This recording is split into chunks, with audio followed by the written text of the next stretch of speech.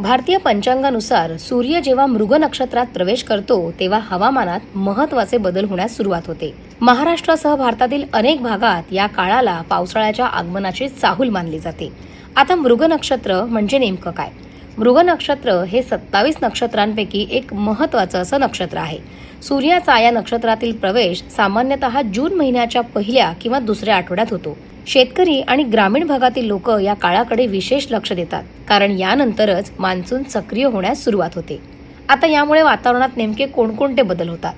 तर मृग नक्षत्र सुरू झाल्यानंतर अनेक भागामध्ये ढगाळ वातावरण आणि पावसाच्या सरी दिसू लागतात। तीव्र उन्हाचा प्रभाव कमी होत जातो आणि तापमानात थंडावा येऊ लागतो। मान्सूनचे वारे सक्रिय होत असल्याने वातावरणातील आर्द्रता सुद्धा वाढते। शेतकरी पेरणीची तयारी सुरू करतात, त्यामुळे मृग नक्षत्राला कृषी क्षेत्रात विशेष महत्त्व आहे।